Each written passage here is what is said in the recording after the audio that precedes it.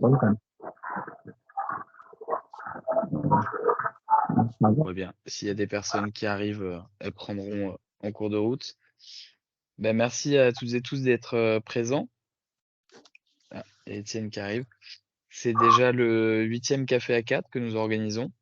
Aujourd'hui, on a la chance d'avoir l'ACAT RDC avec nous, qui va se présenter.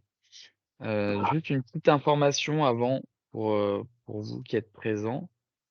Le 27 juin aura lieu le prochain Conseil international de la FIACAT. Et normalement, l'ordre du jour et les documents liés au Conseil devraient vous être communiqués aujourd'hui. Tout va bien. Voilà, pour information. Excuse-moi, est-ce que c'est bien, est-ce que j'ai noté que le conseil aura lieu en visioconférence et pas par consultation écrite? Je me suis noté ça pour le 27. Tout à fait. Est-ce que c'est Tout bien à fait, ça? tout à fait, Oui. Bettina. Le conseil aura lieu le 27 juin en visioconférence. Et les documents vont être envoyés avec l'ordre du jour cet après-midi. Merci. Je t'en prie. Salut Étienne. Salut Étienne. Bon, bah, je vous propose de commencer. Bernard, si tu veux, je te donne la parole pour que tu puisses présenter la RDC. Je vais partager une petite présentation pour accompagner ta prise de parole. Si toutes les personnes présentes pouvaient couper leur micro pendant que Bernard s'exprime pour éviter les interférences et qu'on puisse bien entendre Bernard. Merci beaucoup. Bernard, la parole est à toi. Merci Corentin pour la parole. L'honneur est à la RDC, effectivement, pour cette présentation du café à 4. Merci d'être là. Je vois Henri Roberti, Bettina Rivière, Étienne Cotier, et d'autres. Bien aussi, vous êtes nombreux à me suivre. Nous allons commencer, bien entendu, par la présentation de notre attaque. Et ensuite, on va passer à autre chose. D'abord, la présentation. L'attaque RDC est née en 1994 à l'initiative de Père Émile Van der Velde, un prêtre catholique d'origine belge, accompagné de deux autres communautés, l'abbé Santa et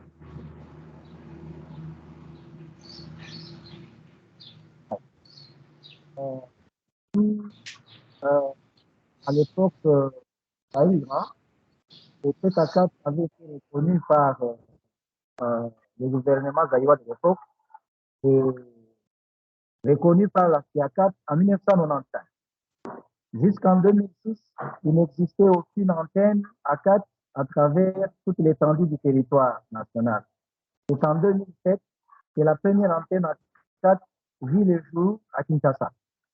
Et l'année suivante, en 2008, la CAT RDC fut affiliée à la FIACAT. Ce qui est des objectifs de la CAT RDC, j'ai retenu que la CAT RDC, comme toutes les ACAT, nous promouvons les droits humains à travers la formation et la sensibilisation. Nous luttons contre la torture et la peine de mort et nous luttons contre le siège de notre ACAT est situé au sein du RODECIP, c'est un réseau de droits humains, 6272 avenue Bouta, commune de Lingouala à Kinshasa. Concernant les antennes, la KTRDC est une association de 11 antennes répandues sur le territoire national et qui sont nées dans l'ordre que vous voyez là. D'abord l'antenne de Kinshasa, Lubumbashi, Bujimaï, Goma, Bukavu, Sangani, Kananga, Kitik, Matadi, Mweneditu et Anoni. Parce que c'est créé l'antenne de Mweneditu aujourd'hui est considéré comme une antenne parmi tant d'autres. Le siège est à Kinshasa. Je voudrais passer directement aux activités. Vous allez constater que notre ACAT est appelé à déployer ses activités sur un immense territoire de plus de 2 345 000 km². Et cela nous amène bien entendu à être confrontés à plusieurs défis que nous devons relever par rapport à nos objectifs. Grâce aux anciens du cycle Norvège-Kené qui étaient disséminés ça et là dans nos antennes, nous avons pu mener ces activités-là. On va vous en citer quelques-unes. D'abord, la formation et la sensibilisation aux droits humains.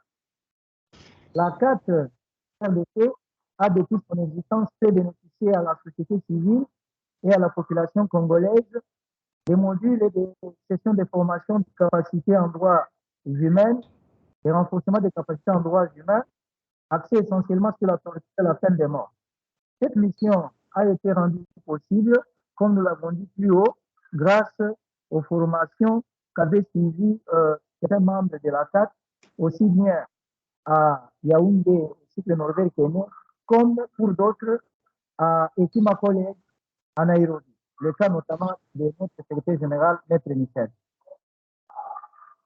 Pour ce qui est des sites de prison et autres lieux privatifs de liberté, il faut dire qu'en vue de prévenir la torture, la KTRDC et ses antennes organisent des visites dans les prisons à Kinshasa.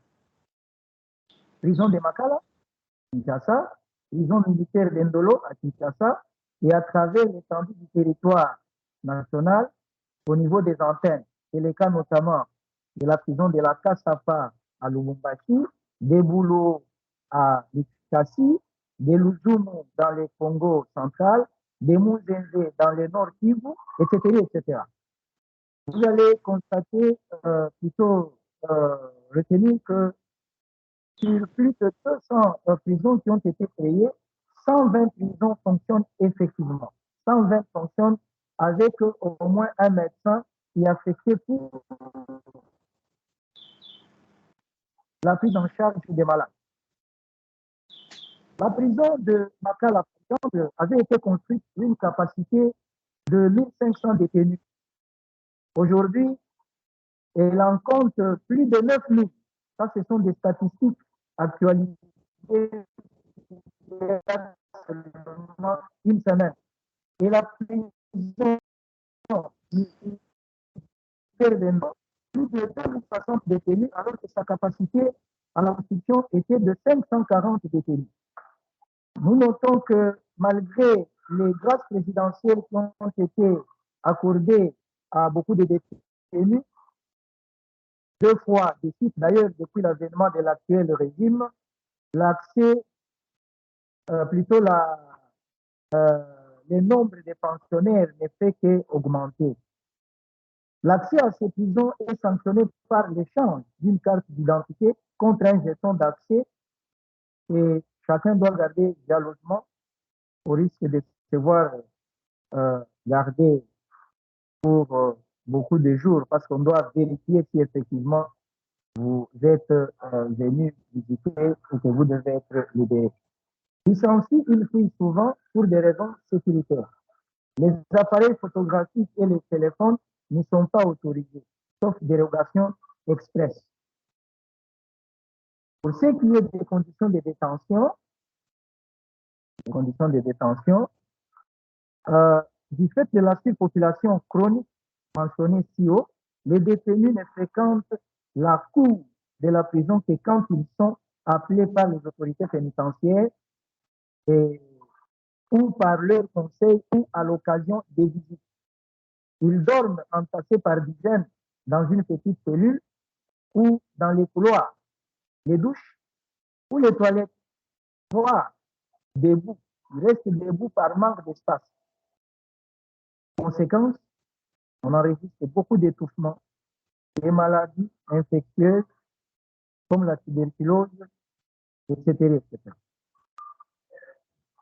Au plan alimentaire, les vongolais Vungule, c'est un type de repas de mauvaise qualité qui est fait de haricots et de maïs et qui est servi aux détenus.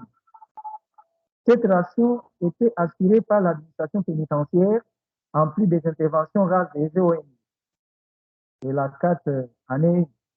Cependant, depuis l'avènement de l'administration actuelle au niveau national, la présidence du Tshisekedi, on a noté quand même l'amélioration de la qualité de la nourriture qui est sensiblement améliorée avec le poulet qui est servi en plus du riz et des haricots pour l'unique repas de la journée.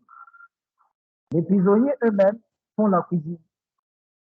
Et par rapport à ça, l'ordonnance sur les établissements pénitentiaires prévoit pourtant 3 repas par jour.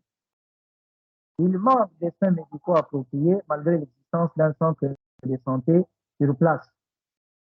Évidemment, dans tous les 120 prisons, les centres de santé qui existent, ce sont des centres de santé qui ne répondent pas toujours aux attentes. Le nombre de malades est toujours proportionnel à celui des détenus. Plusieurs détenus meurent dans les prisons du pays. À Makala, par exemple, 150 détenus qui sont décédés depuis le début de l'année en cours. En vue de lutter contre l'impunité, la KTRDC a parfois observé certains procès, à l'instar des procès Maïs. Maïs, c'était un journaliste dans le Grand Nord à Goma, au Kivu. Les procès CDA, un procès emblématique dont les effets continuent aujourd'hui parce que on n'a pas encore abouti à la condamnation de toutes les personnes citées dans ce dossier. Les fidèles musulmans également avaient été à la barre il n'y a pas longtemps et il y a eu également la nécessité pour la CAT d'observer ce procès-là. Et tout récemment, c'est vraiment d'actualité, l'affaire Mwangachuchu à la prison centrale, plutôt à la prison de Makala d'Endolo à Kinshasa, a été aussi observée par la CAT RDC. Pour ce qui est de la lutte contre la détention préventive abusive, excusez-moi, la lutte contre la détention préventive abusive ou irrégulière a fait l'objet d'un programme dont le projet DPA qui a été exécuté pour la première fois depuis 2016 à Kinshasa avec l'aide de la CIA4 à la prison centrale de Makala. Et 2 ans plus tard, ce projet a été pérennisé et cela avait été rendu possible grâce au financement de Agir ensemble pour les droits humains, AEDH. Ce projet avait permis à la KTDC de contribuer à réduire tant soit peu à la surpopulation carcérale, même si à ce jour, les statistiques indiquent une surpopulation plus importante qu'avant. Pour ce qui est de l'accompagnement de la CIA4 aux plaidoyers internationaux, la KTRDC a pu également mener des activités de ce genre en participant à plusieurs missions auprès des instances internationales à Genève et en Gambie aux côtés de la CIA4. Ces dossiers, et je voudrais réserver à M. Michel qui pourrait intervenir tout au long de ces échanges. Il en a la maîtrise parce que plusieurs fois, il a été chargé de ce sujet-là. Sur le plan des difficultés rencontrées, on en a connu, notamment sur le plan organisationnel. La KPDC connaît des difficultés, beaucoup de difficultés pour trouver des bureaux devant abriter ces services, surtout nos antennes. Même si au niveau national, avec les RODC, nous avons trouvé des arrangements pour pouvoir loger nos services. Les antennes, en tout cas, connaissent beaucoup de difficultés. Les RODC, c'est un réseau de la société civile dont la KTRDC est membre. Et pour pouvoir se déplacer, aller tous les jours au bureau ou encore en visite quand nous devons descendre dans les prisons, nous devons mettre la main à la poche. Hein? On se supporte pour le transport. Le jour où un projet est financé, et exécutée. Toutes les fois qu'une telle occasion nous a été offerte, nous avons en tout cas fonctionné sans trop de difficultés parce que l'aspect de la mobilité était pris en charge par le projet. Sur le plan matériel, la KPRDC n'est pas bien lotie en matériel et mobilier de bureau à la hauteur de ses ambitions.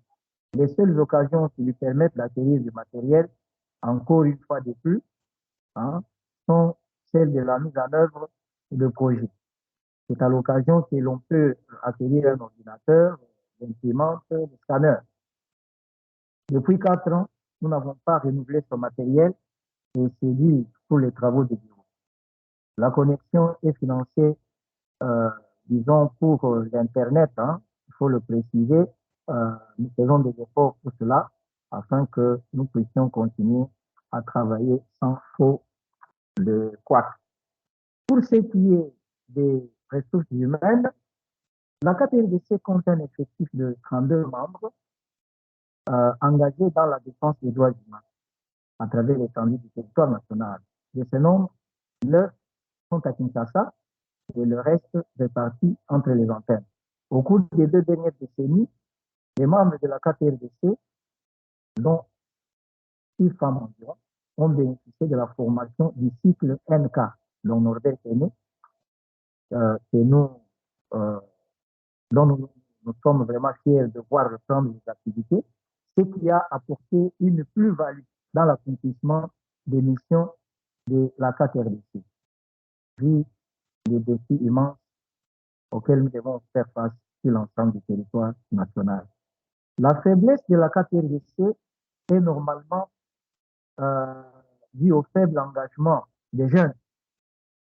Les jeunes, c'est le cas pratiquement presque dans beaucoup d'ACAT, surtout en Europe, les jeunes tardent ou sont un peu lourds à mobiliser et les quelques jeunes qui veulent s'engager sont plutôt exigeants financièrement.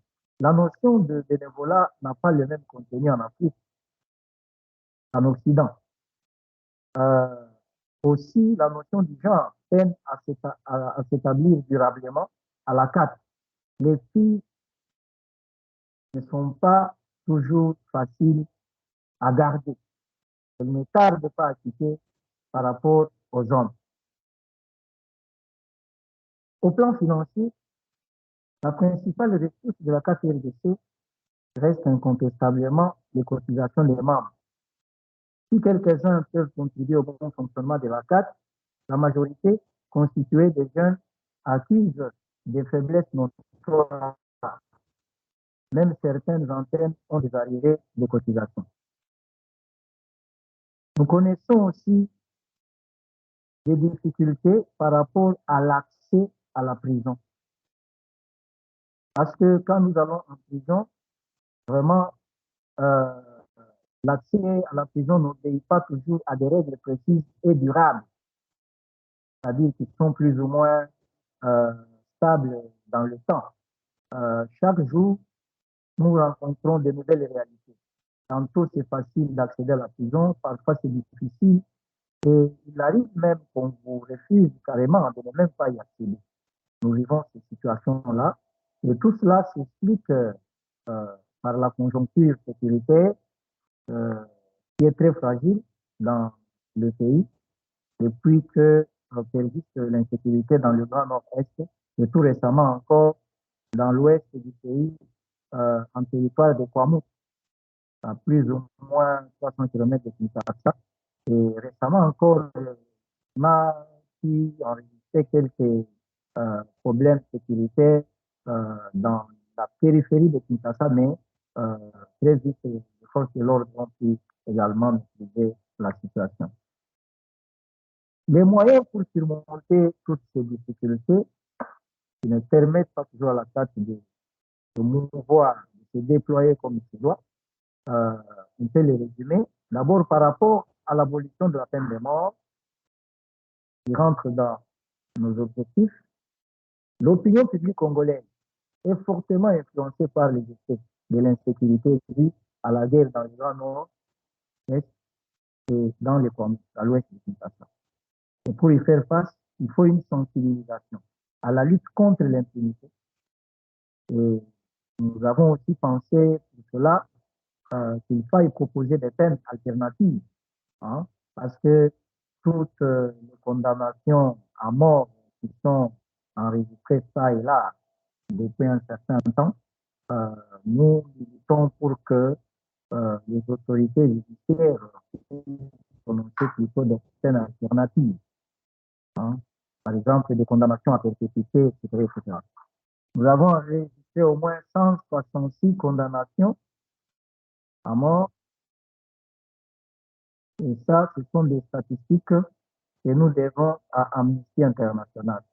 Et la PIACAP d'ailleurs a publié il n'y a pas très longtemps. Par rapport à la torture, il est difficile, au vu des moyens disponibles, de visiter de temps en temps toutes les prisons sur toute l'étendue du territoire national. Nous avons dit qu'il y a vraiment 120 qui fonctionnent à travers tout le territoire. Les ACAT, à travers les antennes, pouvaient vraiment faciliter la tâche, mais se pose un problème de moyens au vu du territoire qui est immense. Pour ces visites, la stratégie, à notre avis, consisterait à mobiliser ces antennes-là au maximum. Cependant, nous n'avons que les 11 là, les 11 antennes, ce qui est largement insuffisant par rapport au nombre de prisons. Il faut préciser que les 11 antennes ont été pour la plupart créées en fonction de l'ancienne subdivision administrative des 11 provinces et comptait la République démocratique du Congo. Et aujourd'hui, ces provinces sont passées de 11 à 26, dont la ville-province de Kinshasa. Avec cette nouvelle donne, il y a eu, outre les anciennes antennes à 4 qui étaient au nombre de 8, il y a eu quand même la création de 3 nouvelles antennes euh, qui, qui se sont créées à travers la nouvelle division administrative étendue jusqu'à 26 provinces. C'est le cas notamment de l'antenne de Manono. Là, nous sommes dans la province du Tanganyika. Alors, tout calcul fait, si toutes nos antennes pouvaient se déployer comme il se doit, nous aurions 12 prisons visitées. 12 prisons visitées normalement et sans difficulté. Donc, c'est une projection que nous faisons au regard, toute proportion gardée, et si toute condition égale par ailleurs. Et pour votre information, nous avons été associés par le ministère des Droits humains, et nous avons terminé par là, tout récemment, et nous avons pris part active aux travaux d'élaboration du projet de loi sur la mise en place d'un mécanisme national de prévention de la torture, mécanisme qui va faciliter effectivement les visites des lieux privatifs de liberté. Et ça s'est déroulé du 25 au 29 avril 2023 à Kinshasa. Et dans la foulée de cette activité-là, il y a eu aussi une opportunité nous offerte par la visite d'une délégation de Genève, occasion qui nous a permis de pouvoir être reçus par cette délégation-là et de discuter avec elle en ce qui concerne le mécanisme national de prévention de la torture qui doit être mis en place en RDC, nous le souhaitons, dans un délai raisonnable. Nous vous remercions vraiment de nous avoir accordé de votre temps. Merci pour toutes les questions et les échanges. La parole est à vous. Merci beaucoup, Bernard, pour cette présentation un peu plus claire. Personnellement, très impressionné par la répartition géographique de l'ACAT à travers ces différentes antennes sur tout le territoire. C'est vraiment surtout l'explosion, en fait, depuis 15 ans, depuis 2007 et la toute première antenne créée. C'est franchement impressionnant. Il me semble que Étienne veut ouvrir la discussion. Je t'en prie, Étienne, si tu veux prendre la parole. Oui, merci beaucoup pour cette présentation très claire. Moi, j'avais une question juste simplement par rapport au mécanisme national de prévention de la torture que vous voudriez mettre en place. Vous avez rencontré les autorités du 25 au 29 avril. Vous avez dit dans un délai raisonnable, et moi, la question qui me vient à l'esprit toujours, c'est qu'est-ce que ça représenterait pour vous en termes d'années, un délai raisonnable?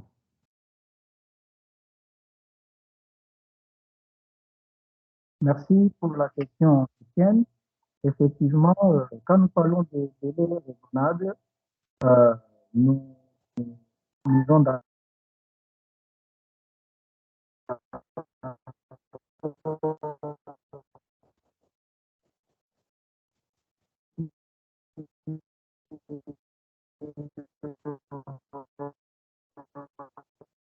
Bernard, excuse-moi, ça coupe beaucoup, on ne t'entend plus. Quand tu as commencé à répondre, ça a commencé à saccader. On t'entend plus vraiment. Si tu peux reprendre ta réponse du début, désolé, on n'a vraiment pas compris que tu répondais à Étienne. Tu, tu nous entends, Bernard?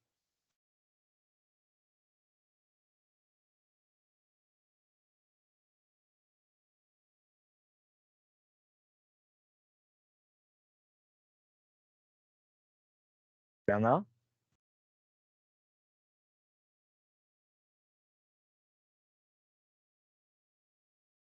Nous avons quelques problèmes de connexion avec les RDC. première session du Parlement de C'est l'année bon, Bernard, on prochaine. t'entend. Merci. Bernard, est-ce que tu as entendu ce que je t'ai dit tout à l'heure? On n'a pas pu entendre ta réponse, en fait. Ça a commencé à couper juste après que tu commences à répondre à Étienne. Ok. Je peux reprendre. Hein. Vous m'entendez? Oui, vas-y. T'en prie, on t'entend là. Ok. Oui. Je disais à Étienne que la KTLDC a travaillé aux côtés du ministère des Droits humains pour la préparation de ce projet de loi sur les MNPT. Et nous avons vu l'intérêt de porter le ministère des Droits humains sur ces travaux-là. Et l'avant-projet de loi a été effectivement apprécié. Nous attendons qu'il soit vite déposé au Conseil des ministres d'abord, et du Conseil des ministres, dès qu'il est adopté, on doit le déposer aussi au Parlement. Donc, le délai raisonnable pour nous, c'est dès la première session du Parlement de l'année prochaine. Donc, il y en a comme ça au mois de mars, à la session de mars l'année prochaine. Nous espérons que cette question devrait être traitée. Il y aura un débat au Parlement. Parce qu'avant la fin du mandat du régime actuel, nous avons les élections en décembre prochain. Nous aurons vraiment bon espoir que, avec la reprise, ce projet de loi devra être effectivement non seulement déposé, mais que les débats vont aboutir à l'adoption, au vote de ces MNC. Merci.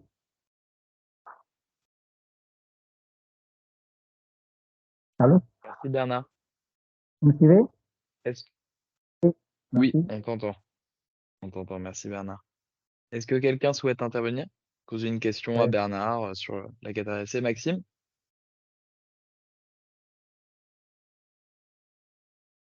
Oui, Maxime, merci. ton micro est coupé, on t'entend pas.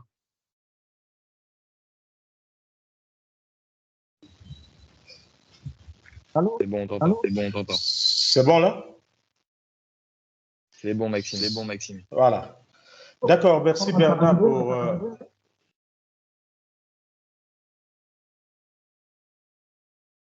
D'accord, je peux y aller? Oui, allô? Oui, allô? D'accord. Ok, Oui, bonjour Bernard. Bonjour Bernard, bonjour tout le monde.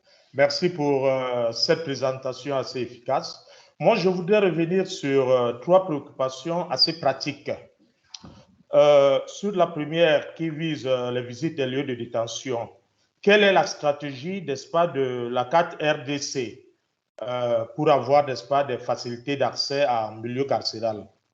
Ça, c'est la première préoccupation. La deuxième porte sur le nombre de décès en milieu carcéral également, si j'ai bien suivi, il a été indiqué que vous aviez enregistré la carte RDC, 150 décès depuis le début, n'est-ce pas, de cette année.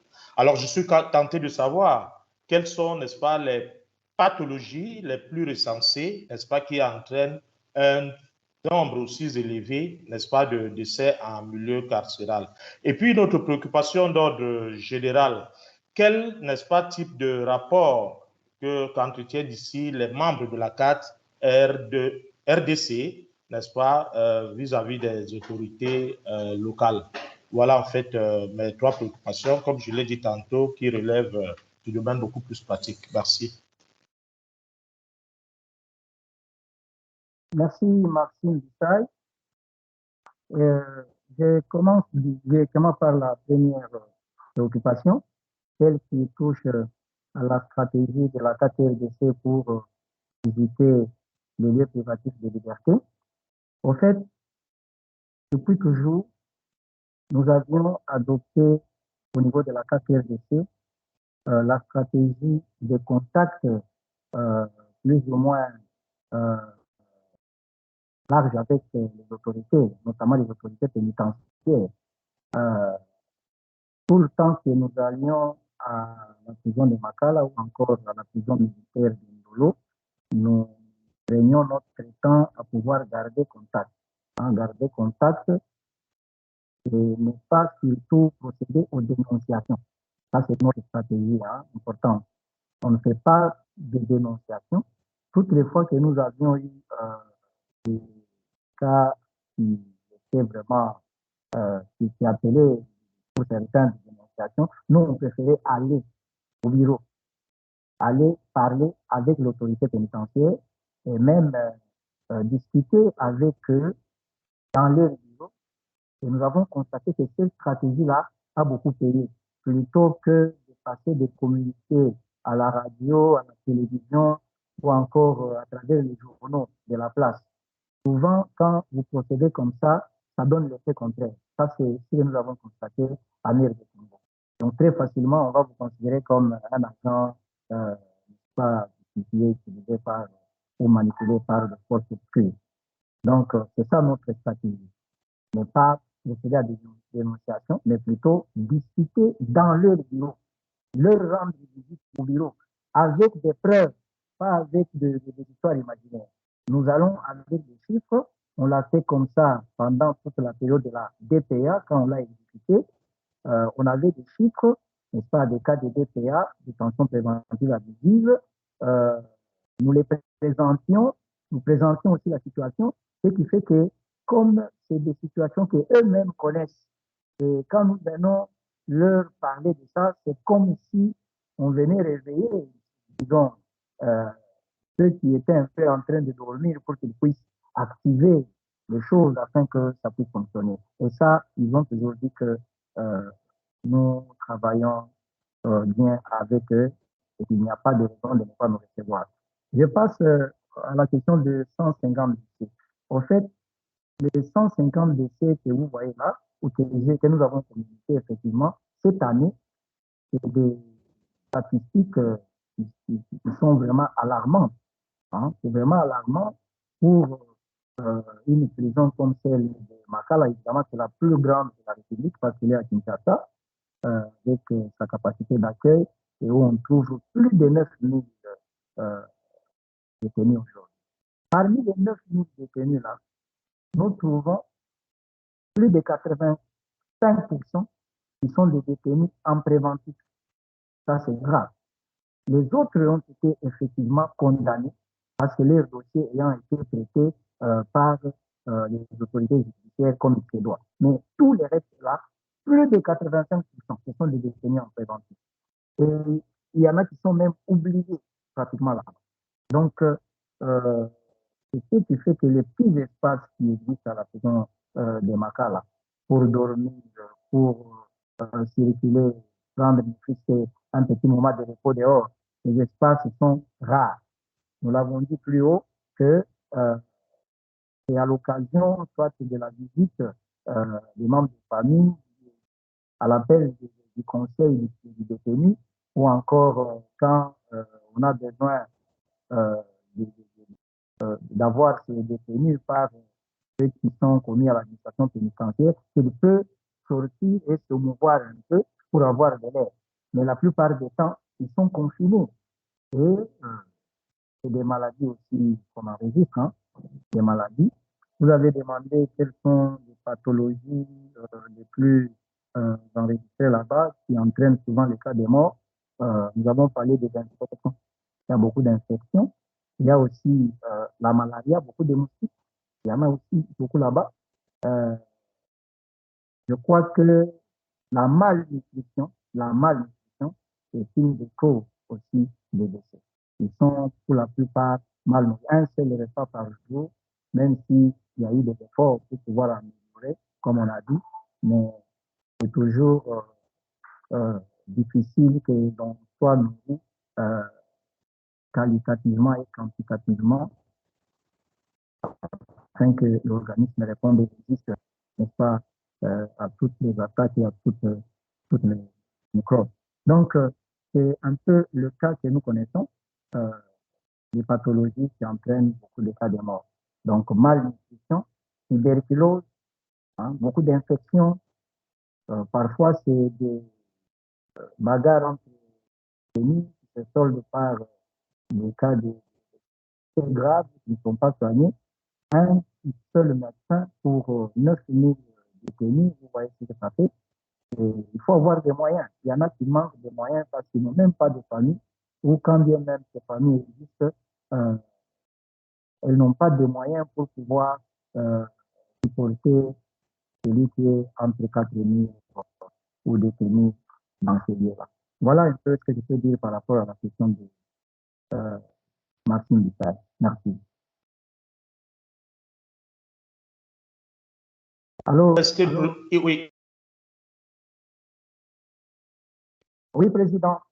Il est resté la carte RDC travaille pas, sur la question de torture et qui dit torture demande une certaine proximité entre les membres et puis les autorités locales, qu'il s'agisse de la police, de la gendarmerie et tout le reste. Alors, quel type de rapport se dégage entre, ou alors qui lie les membres, n'est-ce pas, de la carte RDC aux autorités locales?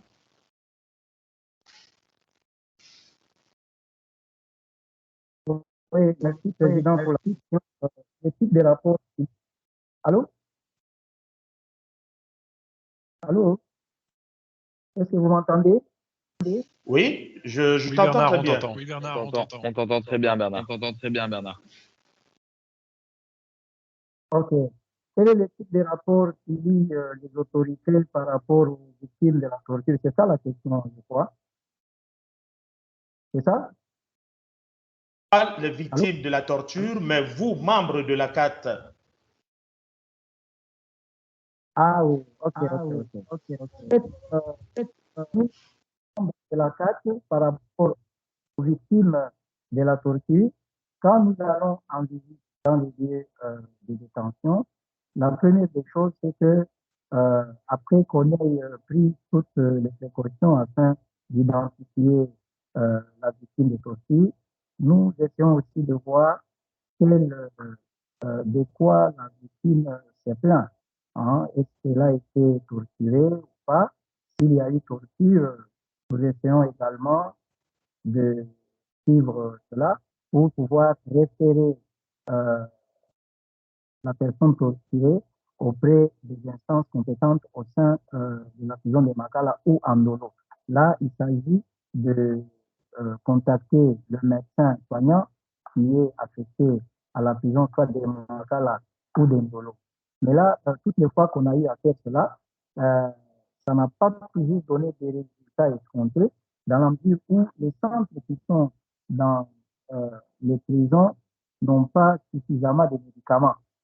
Donc, et puis, on a comme l'impression que les détenus sont soignés en fonction des moyens qu'ils ont pour pouvoir obtenir les soins nécessaires. Raison pour laquelle, pour contourner ces difficultés, il y a une ONG HP, ils sont prisonniers. C'est une ONG qui travaille en collaboration avec la KRDC et également en prison où il travaille. Cette ONG a essentiellement comme mandat de ne s'occuper que de la santé des détenus. Donc, tous nos cas, outre le fait que nous voyons la personne compétente officiellement en place à Makala, c'est-à-dire le médecin, nous referons ces cas-là aussi auprès de notre ONG qui a ces médecins qui interviennent, qui viennent, disons, régulièrement dans le lieu de détention et qui s'occupent des premiers soins à donner à ces gens de victimes dont les plaintes ont été communiquées ou enregistrées par les membres de la CAT. Voilà comment nous procédons, Monsieur le Président. Allô? Merci Bernard. Je crois que Paul avait une question. Oui, Bernard. Oui. On t'entend, Bernard. Oui. Paul, oui. Tu as la parole. OK. Alors, donc, merci à l'ACAT RDC pour cette belle présentation. Je voudrais commencer par vous remercier l'ensemble de tous ceux qui sont à cette activité, relativement à Michel Kalemba, qui est, je crois, rentré hier à Kinshasa. Je ne vois pas son nom, je pense qu'il doit être en train d'écouter, peut-être qui va révisionner cette activité. Alors, cela dit, je voudrais encore remercier la CAT RDC qui nous envoie souvent des images et des témoignages de cas de violation des droits de l'homme, de torture. Et 2 de ces images aujourd'hui nous servent à faire des présentations dans le cadre de la dissémination des règles d'Abidjan qui portent sur le mécanisme d'alerte des cas de torture. Merci à la RDC pour ces images-là. Je voudrais aussi dire que m'associer avec la RDC pour dire si Makala a 9000 détenus pour la prison de Kinshasa prévue pour 1500, alors Makala a sa sœur d'Abidjan qui a aujourd'hui 10 600. Donc on se rivalise en taux de surpopulation actuellement dans ces prisons des capitales. Donc ne dites pas que ça va mieux chez vous, même si chez nous c'est pire. Donc, on doit tous lutter dans ce sens-là. Maintenant, ce que je voulais poser comme question, c'est dire que est-ce que vous avez un document qui récapitule les statistiques judiciaires et pénitentiaires au niveau de la RDC? Parce que très souvent, quand on avance des chiffres, les États disent, mais où est-ce que vous les avez? Est-ce que vous avez un document que je pourrais dire officiel? J'ai un que je tiens en main, qui lui, il est annuel, et dans lequel on a ces statistiques. Quand vous les avez, ça vous aide à pouvoir vous orienter vos actions et à argumenter vos préoccupations. Et puis, est-ce que dans un tel document, vous avez, par exemple, la ligne budgétaire? Parce que bien souvent, on dit ils sont mal nourris, mais qu'est-ce qu'ils ont comme budget pour ces différentes prisons pour mieux argumenter, étayer vos propos par rapport à la malnutrition? Deuxième question qui se rapproche à celle de Maxime. Est-ce que vous avez réussi, seul ou avec d'autres ONG, à créer un cadre démocratique d'échange avec l'État, la RDC? Un cadre d'échange où on a par exemple la direction des affaires administratives et pénitentiaires, je ne sais pas si c'est la même appellation, ceux qui s'occupent de l'aspect judiciaire, peut-être aussi les institutions des droits de l'homme, MNP, CNDH, pour pouvoir trouver ensemble des solutions pour faire avancer les choses. Voilà un peu mes préoccupations que je voulais. Et puis, est-ce que il vous arrive d'avoir entre les mains les rapports des différents services ou de l'administration pénitentiaire face au Sénat ou à l'Assemblée nationale avec tous les chiffres qu'il faut. Voilà, ça fait beaucoup, mais tout est groupé sur les questions sur les questions pénitentiaires. Merci encore. Merci, Président, pour ces questions. Merci surtout pour l'appréciation en ce qui concerne les images que vous recevez de la RDC, et parmi lesquelles il y en a certainement qui sont très virales. Nous en avons comme ça beaucoup, parce que le degré de cruauté tel que nous le vivons ici est tel que tout ne pouvait pas être envoyé. Vraiment, nous faisons parfois un travail de traitement pour n'envoyer que au moins ce qui peut être envoyé. Merci pour tout cela. Et il y a eu aussi, en ce qui concerne, vous avez comparé les statistiques de détenus, 9 000 en RDC, 10 600 en Côte d'Ivoire. Effectivement, nous avons presque les mêmes problèmes dans nos lieux privatifs de liberté, principalement dans nos prisons. Et c'est une raison de plus. Nous l'avons toujours souhaité pour que la collaboration vous m'entendez? Oui, Allô? je vous entends, vous suis. Très bien. Je disais, nous avons toujours souhaité que la collaboration entre la 4RDC et la 4 Côte d'Ivoire soit vraiment mise à l'avant-plan pour que nous échangions davantage nos expériences, parce que nous avons pratiquement les mêmes problèmes. Et dans le cadre de la DPA, ça aurait pu être vraiment possible si cela continue. Pour ce qui est de sources de nos informations, effectivement, nous avons des contacts avec la direction des services pénitentiaires, qui est une direction du ministère de la Justice, celle qui a un regard vraiment au quotidien sur toutes les questions qui sont en lien avec les détenus ou les prisons de toute la République démocratique du Congo. Encore une fois de plus, comme toujours, il y a des documents qui ne sont pas toujours disponibles en temps réel et qui sont mis à la disposition de tous ceux qui en ont besoin. Néanmoins, nous passons toujours par le secrétariat général. Le secrétariat général à la justice, qui est l'administration, parce que les politiques passent, mais le secrétariat général à la justice nous permet toujours d'accéder à des dossiers et nous trouvons de quoi n'est pas enrichir nos activités pour ce qui est des statistiques. Le ministère de la Justice, par exemple, pour ne parler que de celui-là, la ministre des Droits humains, Mme Rose Tombo, est intervenue il n'y a pas très longtemps, il y a quelques mois, à la prison de Makala pour pouvoir dénoncer la surpopulation.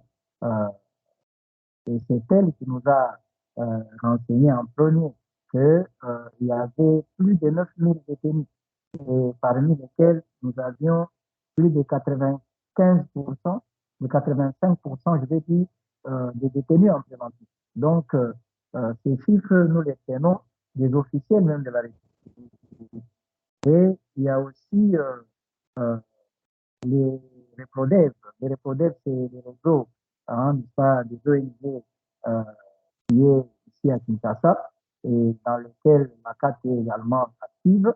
Et à travers ces réseaux, nous travaillons ensemble pour échanger sur les questions de détention préventive et même aussi toutes les questions de garde à vue sont examinées. Et il y a un suivi qui s'est fait avec des petits projets pour les ONG qui sont dans les projets, qui travaillent en lien avec le centre Carter à Kinshasa. Donc, la CAT est partie prenante. Je citerai aussi le cas de CCCT, Comité congolais contre la torture, qui est également, n'est-ce pas, un espace de collaboration et d'échange entre les ONG qui travaillent dans le domaine de la torture. De ce fait-là, il n'y a pas de souci. Notre collaboration avec les autres ONG ou associations qui travaillent dans les prisons est vraiment à l'ordre du jour. Je citerai aussi le cas de la balle aux prisonniers, qui n'est pas à présenter aujourd'hui. Grâce à la balle aux prisonniers, nous avons pu jouer beaucoup de matchs, hein, à Makala notamment. Et ça a créé une ambiance très conviviale entre les autorités pénitentiaires et même les membres de la CAT aussi qui étaient conviés par les amis de la balle aux prisonniers. Et c'est des passerelles comme ça qui facilitent également les contacts et instaurent la confiance, n'est-ce pas, entre les membres de la CAT toutes les fois qu'ils descendent à la prison pour pouvoir accéder à certaines informations qu'on peut refuser à des ONG ou associations dont le mandat est flou, bien dont on ne voit pas clair dans ce qu'ils sont en train de faire. Les rapports des services de l'administration pénitentiaire, pour dire vrai, de manière formelle, on ne nous les donne pas directement comme ça. Mais pour des raisons de sécurité,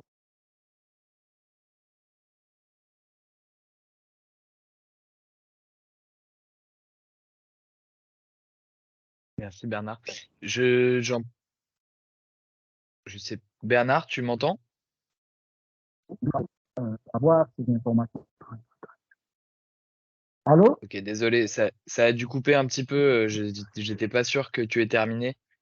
Et du coup, tu as repris la parole. Je me suis dit que tu n'avais pas forcément terminé. On n'a pas entendu vraiment les 2 dernières phrases Oui. de ton intervention. Ça va, je peux? Vous m'écoutez? Vas-y, on t'entend. Allô? Allô, Constantin? On Oui, on t'écoute, t'entend, on Bernard. t'entend. Allô? Allô? On t'entend. Allô? On t'entend bien, Bernard, hein.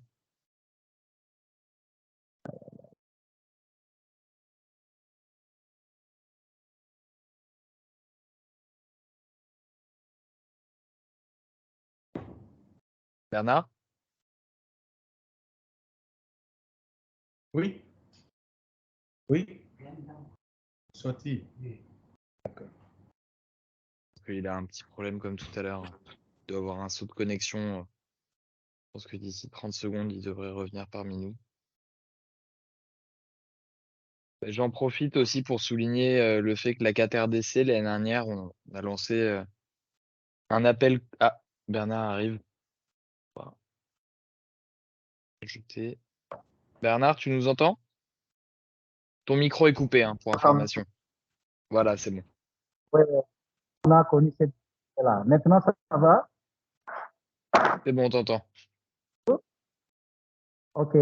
J'étais en train de dire que, en ce qui concerne les rapports de services de l'administration pénitentiaire, euh, pour dire vrai, ils ne nous donnent pas toujours les documents de manière officielle, hein, pour nous renseigner sur les chiffres et donc toutes les statistiques dont nous avons besoin. Et ceci pour des raisons sécuritaires. Ils ne manquent pas de nous le rappeler.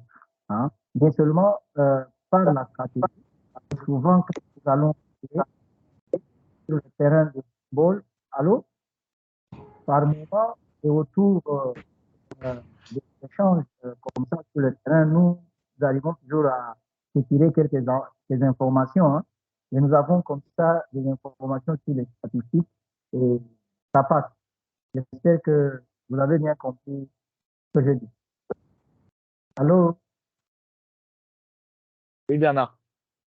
On t'a bien reçu cette fois. Oui, presque. Et Oui. Donc, Bernard, allô? pardon, désolé, je savais pas si tu avais fini d'intervenir.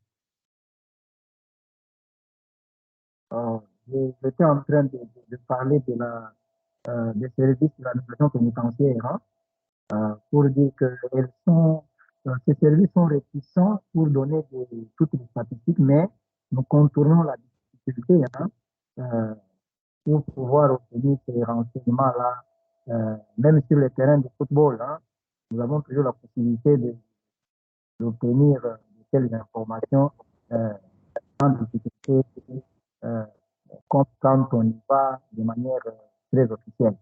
Donc, officieusement, nous obtenons ces renseignements de cette manière-là. Voilà. Allô? Bernard. Merci beaucoup. Oui, Corentin. Bernard, je voulais juste souligner aussi et rappeler que l'année dernière, au mois d'octobre, donc le mois de la Journée mondiale contre la peine de mort, on avait lancé un premier appel transcontinental, donc un appel urgent à reprendre par toutes les ACAT et qui émanait d'un cas remonté par une ACAT. Et en l'occurrence, c'est l'ACAT RDC qui avait fait remonter le cas, donc le mois de la journée contre la peine de mort. Donc c'était le mois vraiment adéquat. On avait fait remonter le cas d'une personne accompagnée par l'ACAT RDC, par un avocat proche de l'ACAT RDC plutôt, qui était détenu, qui avait été condamné à mort à l'issue d'un procès inéquitable. Donc on avait pu faire un appel qui avait été partagé par aux ACAT et par certaines d'entre elles, et qui émanait directement du travail de terrain de l'ACAT RDC. Voilà, c'était juste pour souligner ça et remercier une nouvelle fois Bernard et l'ACAT RDC.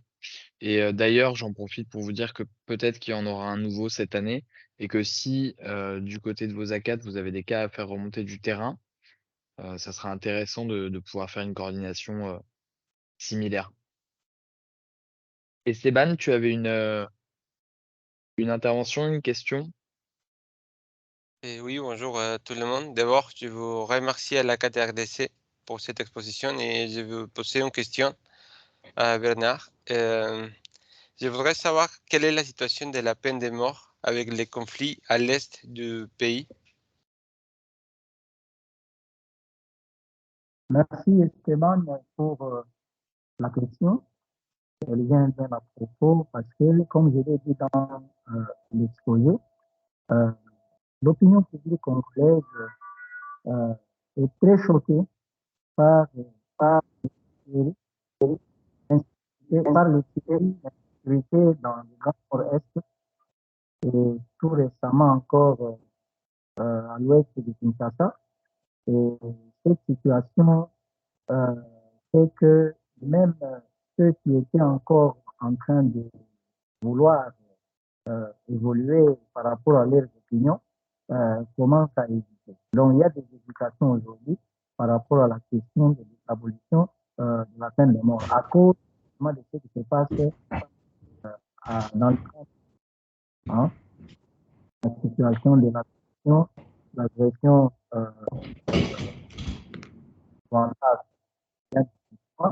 avec les différents groupes armés également qui sèment la mort et la terreur. Donc, toutes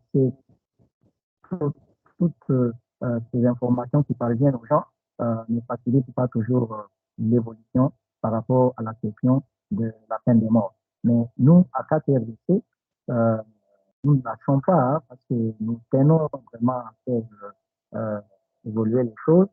C'est la raison pour laquelle, avec la PIACAT d'ailleurs tout récemment, nous sommes engagés à mener une activité dans ce sens-là pour que l'attitude des autorités qui hésitent encore, parce qu'il y a même des députés qui se laissent influencer aussi par ce qui se passe à l'Est, c'est pas ça.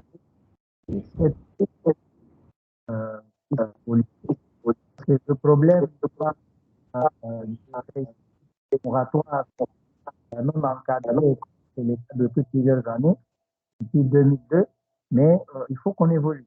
Hein. Ce cercle vicieux risque un jour de nous coûter très cher parce qu'au moins des changements de régime, et que s'il y a un dirigeant plutôt enclin à la dictature, il peut toujours nous imposer une espèce de marche arrière hein, pour pouvoir établir la peine de mort. Donc, nous, on ne va pas lâcher prise. Nous tenons vraiment à mener un plaidoyer vraiment très large. La préparation est en train de se faire pour que les choses changent. Voilà ce que je peux vous dire. Merci, Esteban. Merci Bernard.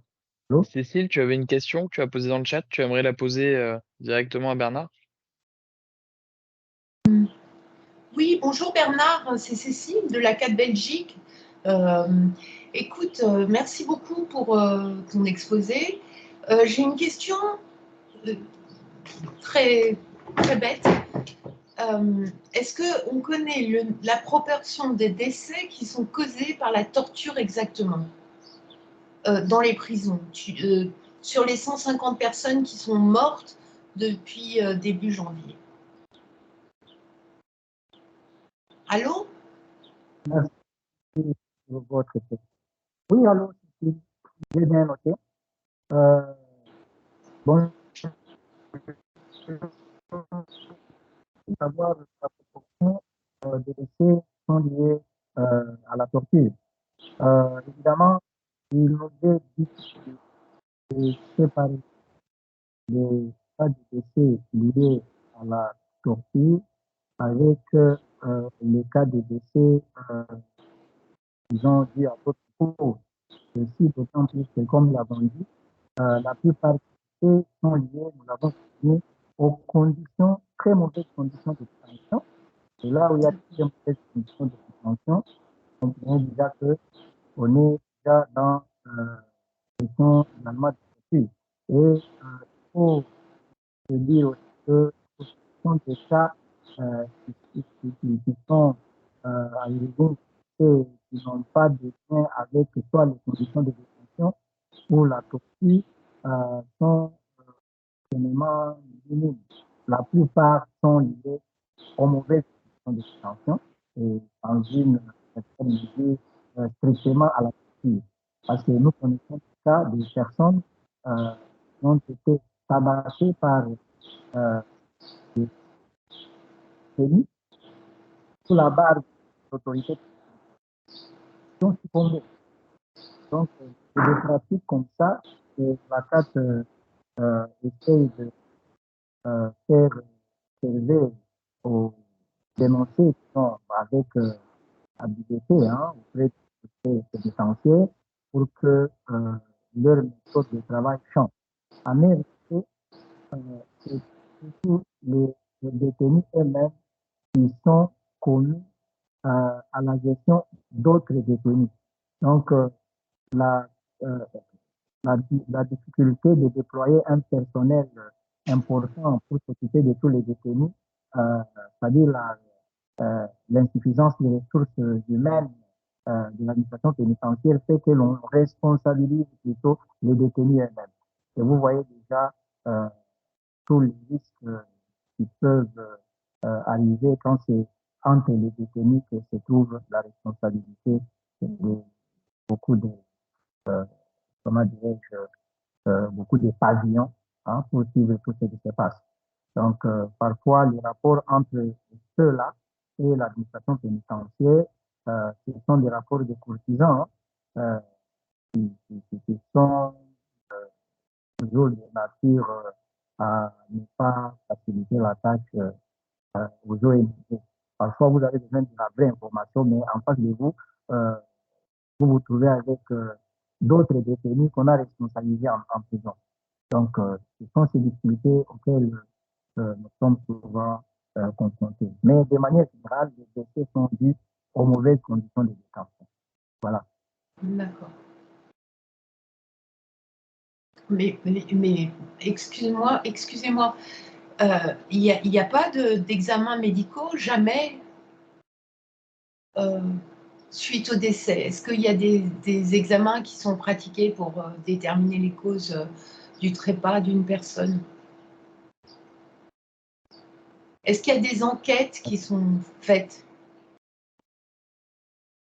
Coucou. Merci Cécile pour la question.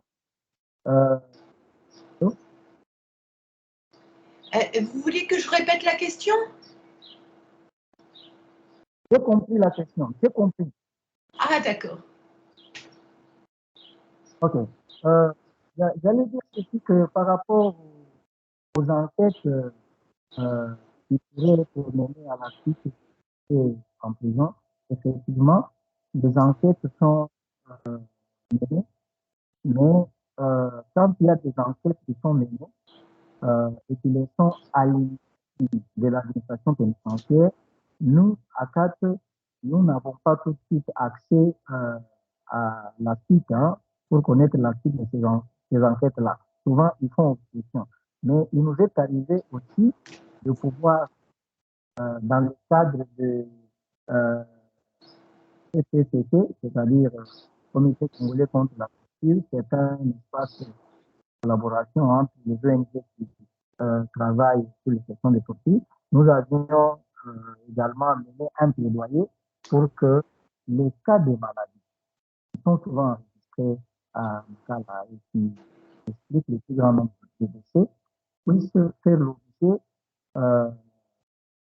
d'une attention particulière de la part des autorités afin que on puisse augmenter la quantité de la provision en médicaments et que les consultations des malades à la prison puissent se faire avec une rotation normale, donc régulière, normale, afin de suivre les cas de tous ces malades-là.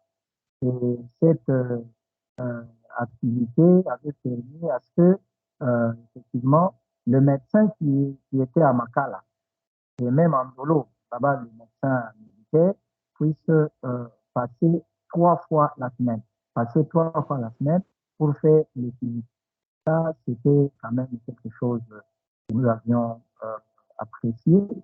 Mais c'est comme on dit, quand vous passez une fois ou au cours d'un mois, le mois suivant, si vous ne passez pas, les mauvaises habitudes reprennent le droit de citer. Donc, là, c'est une question de moyens. C'est comme ça que nous, à CAP, nous étions plus référés à l'OHP, l'île pour prisonniers, qui s'occupe essentiellement de la question des soins de santé en prison pour pouvoir travailler avec. Parce qu'avec eux, il y a 2 médecins qui sont pratiquement toute la semaine à Makala pour soigner ceux qui présentent, qui ont besoin de premiers soins. Voilà comment on a fonctionné ces difficultés. Mais le problème demeure parce qu'il faut que sur le plan structurel, il y ait une solution durable. On ne doit pas être structurel intervenir.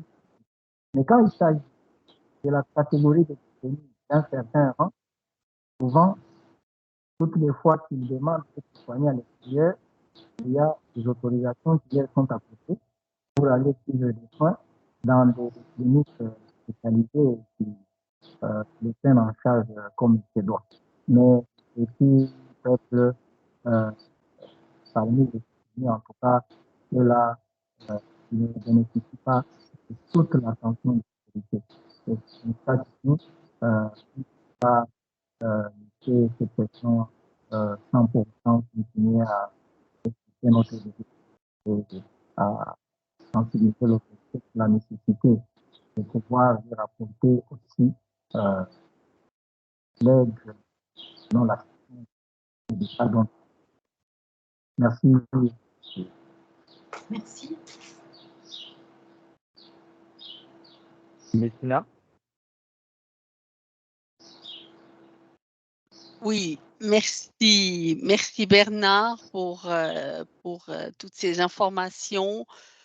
Je voudrais revenir sur le cas que Corentin a mentionné, ce cas que nous avons repris entre toutes les ACAT en octobre dernier de Joseph Mwambankongo. Et je voudrais savoir si vous, votre ACAT, continuez à l'accompagner, si vous avez, s'il y a du nouveau dans ce cas. Je me rappelle qu'on avait demandé un nouveau procès pour lui dans des conditions équitables. On avait aussi formulé des demandes par rapport aux conditions de détention. Et puis finalement, aussi par rapport à la peine de mort en tant que telle, je crois que ça fait autour de 20 ans que vous avez un moratoire. Est-ce qu'il y a quelque chose qui bouge dans la question de l'abolition de la peine de mort ou de de la commutation des condamnations à mort. Est-ce que tu pourrais nous dire un peu plus sur la situation actuelle en général et par rapport au cas de Joseph pour lequel nous sommes intervenus l'année passée? Merci, Destina Rivet, pour la question et bonjour en même temps. J'ai bien saisi la question. Vous demandez si, par rapport à la peine de mort, si les choses bougent quand même en République démocratique du Congo depuis un certain temps, parce que ça fait 20 ans, plus de 20 ans que nous sommes dans le moratoire.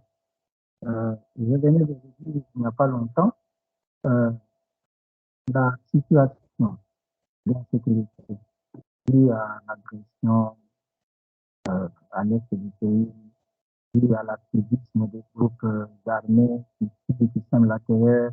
Donc tout ça, ça un peu fait le lit, n'est-ce pas, pour tous ceux qui pensent que la question de la peine de mort ne doit pas être prioritaire.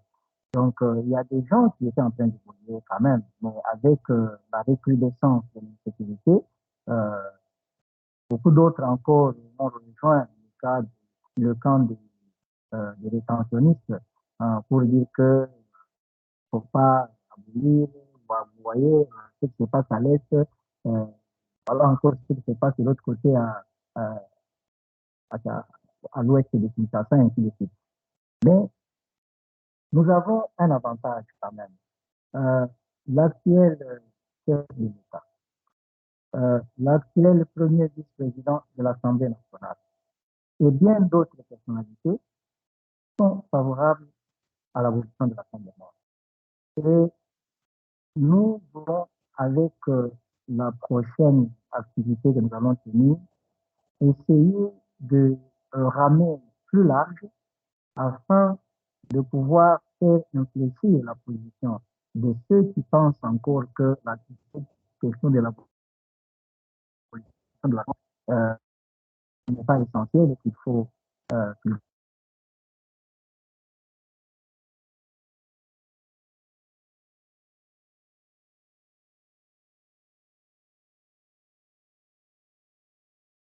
Bernard, excuse-moi, j'ai pas très bien entendu, j'ai pas trop vu si tu avais répondu à ça. Je rebondis sur la demande de Bettina.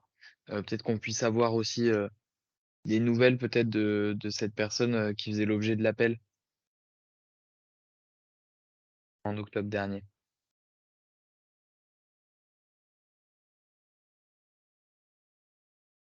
Ah.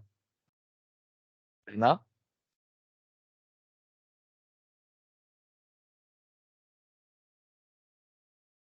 Je vois que Michel est là aussi, qui est membre du bureau international, mais également secrétaire général de l'ACAT. Michel, tu nous entends?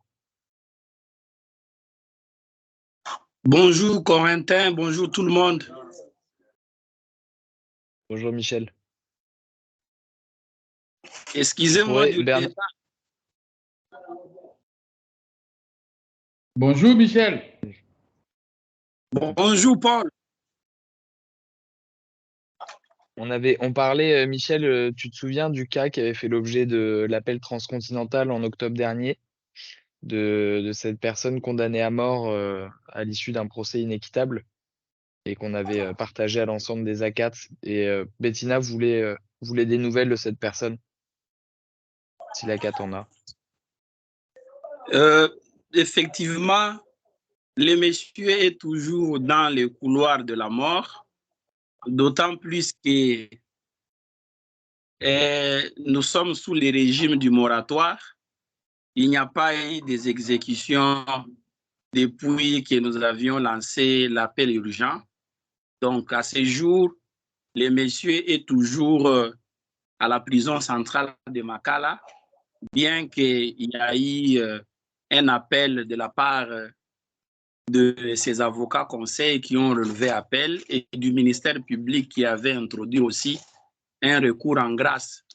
Donc, à ce jour, on attend la suite du recours en grâce que le ministère public a introduit auprès du président de la République, s'il accepterait de pouvoir gracier la personne, en ce moment-là, la personne pourrait avoir la possibilité d'avoir la liberté et de pouvoir quitter la prison. Mais si jamais le recours en grâce est rejeté, et la personne ne pourra pas non plus quitter la prison là où elle est détenue.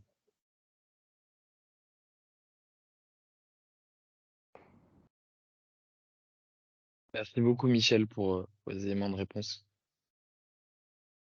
Et est-ce que quelqu'un d'autre, je ne sais pas si Bernard est revenu parmi nous. Non, je ne le vois plus. Je pense qu'il a eu une déconnexion permanente. Est-ce que quelqu'un voulait poser une autre question à la CAT-RDC, ouvrir un autre débat ou simplement merci pour la présentation?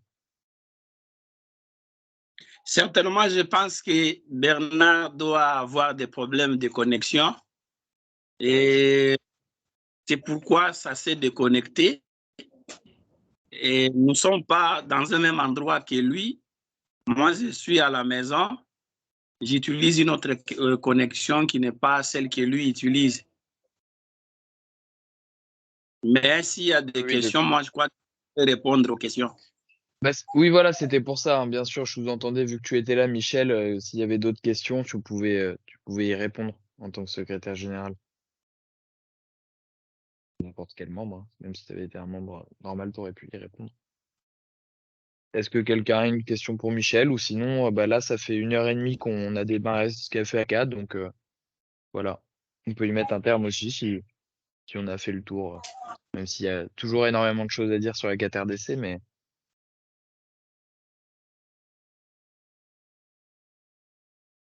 bah, peut-être moi, alors juste un constat aussi, et Michel pourra en témoigner.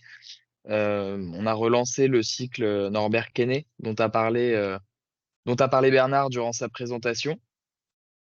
Et ce cycle, il va notamment servir, alors entre autres, hein, parce que ce n'est pas une formation que pour les ACAT, mais qui vise quand même beaucoup les ACAT d'Afrique subsaharienne francophone, de l'espace francophone, et qui va, on l'espère, pouvoir aussi former et doter, un petit peu renforcer les capacités de la jeune garde des ACAT. Donc voilà, des personnes qui ont moins de 35 ans à peu près. Et la CAT-RDC est bien représentée, hein. Michel, je ne sais pas si tu as en tête le nombre d'ACAT représentés, le nombre d'antennes, pardon, représentées, mais c'est pas mal parmi les effectifs qui participent à la préformation à Norbert Quesnay.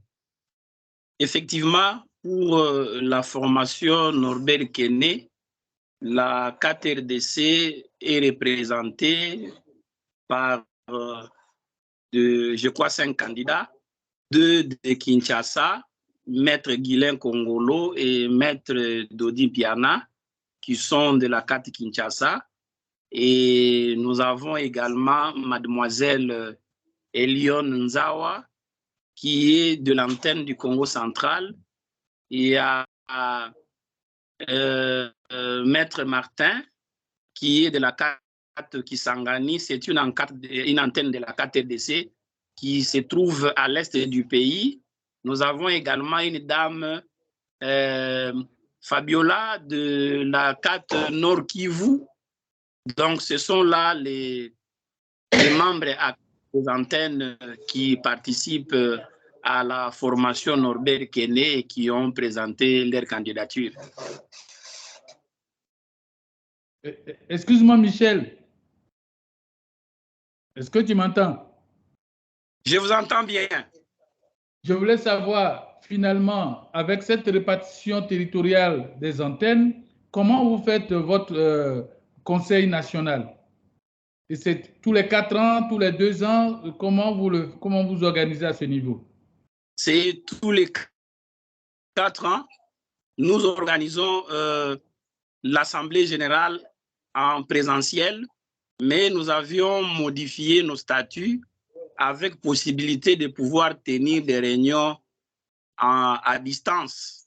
Parce que si nous n'avons pas de financement pour pouvoir réunir tout le monde ensemble, ça devient compliqué. C'est comme ça que nous avions revu les statuts et nous avons prévu de tenir des assemblées générales en ligne.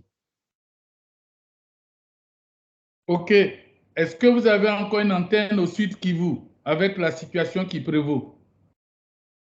Au Sud Kivu, nous avons une antenne, mais le représentant de cette antenne était allé à l'antenne du Nord Kivu, mais le Sud Kivu a reçu une visite d'un membre du bureau national de la 4RDC qui est allé redynamiser. Il y a un groupe qui est en train de naître pour pouvoir relancer la 4 Sud Kivu.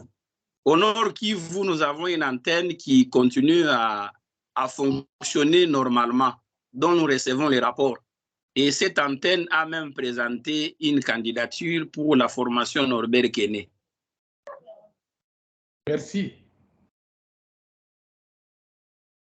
Et d'ailleurs, je me permets également, Michel, de souligner le rôle proactif et d'accompagnement qu'a eu la 4RDC ces derniers mois dans la constitution de nouveaux groupes A4 en Angola et en Afrique du Sud, qui sont encore balbutiants, mais des nouveaux groupes A4 qui sont en passe de s'y former. Michel, je ne sais pas si tu veux en parler un petit peu brièvement. Oui, effectivement, nous avons des groupes à Luanda et à Pretoria, en Afrique du Sud. Mais le projet de formation de la 4 à Luanda est vraiment très avancé. Nous y travaillons dessus avec Madame Nadine qui était à Berlin avec moi au Congrès mondial. Et ils sont presque au niveau de la légalisation de leur statut. D'ici peu, je crois que dès que les statuts sont légalisés et déposés, ils pourront bien commencer à fonctionner. Et d'ailleurs, il y a même une réunion prévue avec ces groupes accompagnés, avec les pôles animation du réseau de la FIACAT. Nous avions planifié une réunion qui va se tenir dans les jours qui suivent.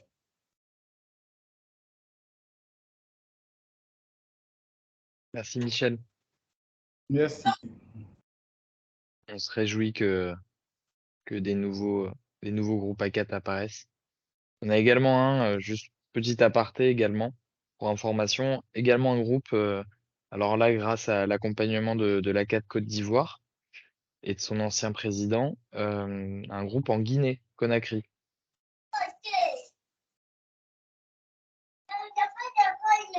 Voilà des petites nouvelles.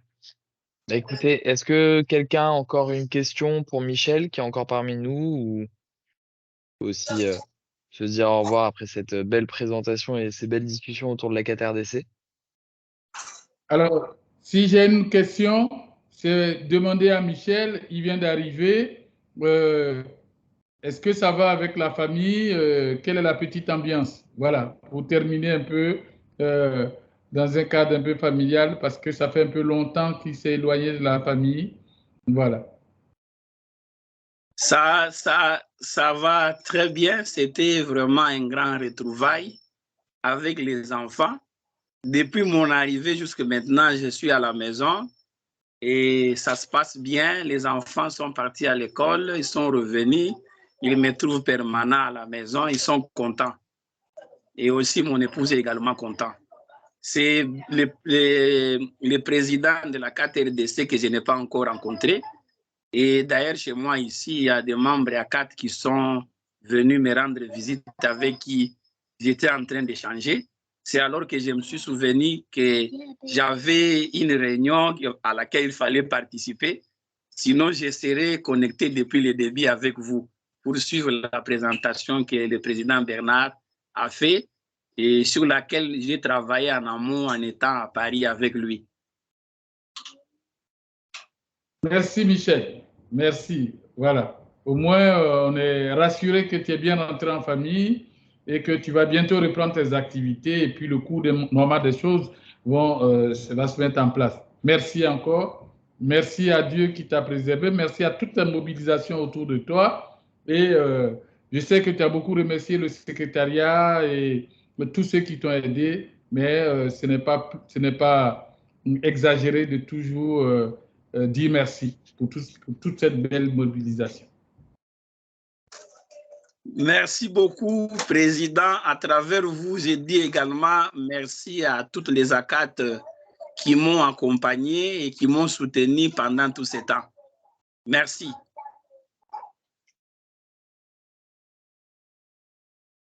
Je suis content que tu sois arrivé à bon port, Michel. On est tous très contents, secrétaire au bureau. Ok, Même eh si tu bien, vas nous sur manquer un petit ces... Ouais, Tu nous manques tu nous déjà, manques en fait. déjà, Michel. Je peux plus manger le Picard sans toi. Merci beaucoup à toutes et tous pour votre participation sur ces notes fraternelles concernant Michel. Merci pour votre participation. Encore et toujours, vous étiez pas mal d'ACAT présentes et représentées aujourd'hui. Voilà, on a essayé un peu de décaler l'horaire parce que notamment la question pour les ACAT d'Afrique, c'était 17h heure de Paris. C'était souvent une heure qui pouvait être problématique parce que c'était l'heure où tout le monde rentre du travail. Donc on s'est dit que pour une fois, on allait faire un horaire qui serait plus adapté.